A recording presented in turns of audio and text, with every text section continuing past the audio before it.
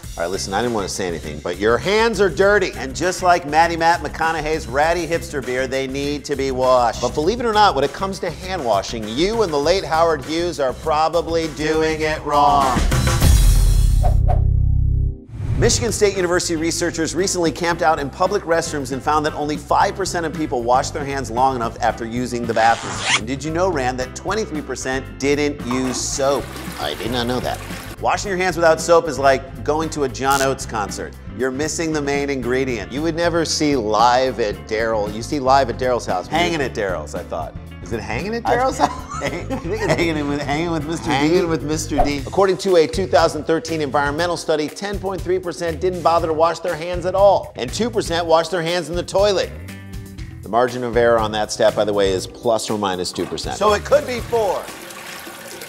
Listen, the worst part about not washing your hands is how much contact your hands have with other people every day. According to Dr. Elaine Larson, Dean of Research at Columbia University's Nursing School, handshakes are riskier germ-wise than flushing a toilet or grabbing a subway pole.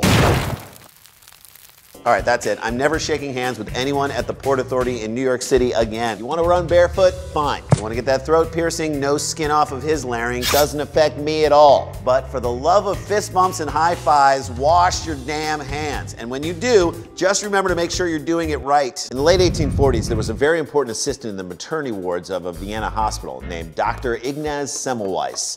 Semmelweis, Semmelweis, small and white, clean and bright. It could not be helped. He ordered doctors and medical students to wash their hands with a chlorinated solution before examining women in labor. The mortality rate in this maternity ward eventually dropped to less than 1%. It was like an episode of The Nick, minus the rampant cocaine use. But despite the remarkable results, Semmelweis's colleagues greeted his findings with hostility because people in the early 1900s hated babies. That's true. In fact, in 1910, Josephine Baker, MD, started a program to teach hygiene to child care providers in New York.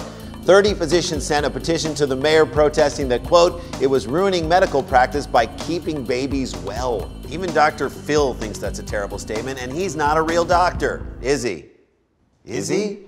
He is. What? I cannot believe that. Thankfully, our relationship with hand washing has evolved, unlike the comedy career of Charles Darwin. Yep, he just kept flinging his poop jokes at you over and over again. I thought he would take it up a notch. He never really developed. The U.S. Center for Disease Control says that hand washing is the most important means of preventing the spread of infection, and yet people are still doing it wrong. First mistake people make is lack of consistency. This isn't a Weight Watchers plan. You can't just skip a day. You're right, Rand, because when you leave the bathroom, you take the germs from anything and anyone you touch. Anyone. Look, as much as I hate a bathroom high five, you can't leave someone hanging. Senator?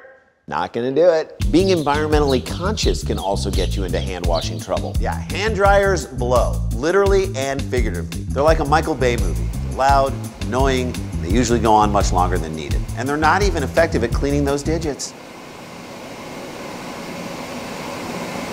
The reason is because people don't get their hands fully dry when using a dryer. And wet hands are actually worse than dry hands for spreading bacteria, according to Aileen Marty, MD, in Health.com. She went on to say that the old paper towel is the best post-rinse drying agent. Sorry, trees.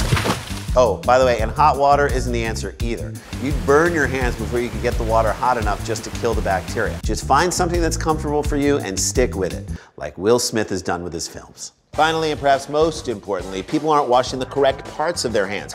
Most folks tend to wash their palms and the backs of their hands, which is wrong. When have you ever tried to pick something up with the back of your hand? Other than in an airport bathroom? Never. Exactly. According to Dr. Larson, again, it's all about the fingertips. Focus on the fingertips because they're like your hand's ambassadors. They come in contact with everything first. And ultimately, you don't want to be putting your dirty, bacteria-ridden fingertips in your mouth or in your nose. Unless that's your thing.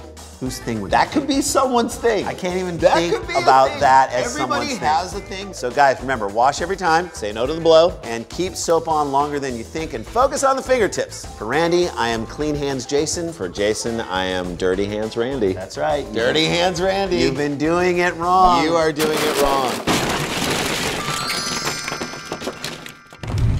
Take two. It's It's not hanging at Daryl's It's house. live. It's live at Daryl's house. Daryl's place. Nope, I think it's live at Daryl's place. I think it's live at Daryl's house. Why wouldn't he call his house? Why would he call his that's house his a place. place? His house- Daryl Hall's got the most Philadelphia accent I've ever heard. Yeah. Like he sings like a Motown star, and then he's like, Yeah. "We're going down to the Wall. See you on 5th and Locust. We're getting some water Let's ice. got some water ice." He's like, "Hey, CeeLo, you want to get some water ice?"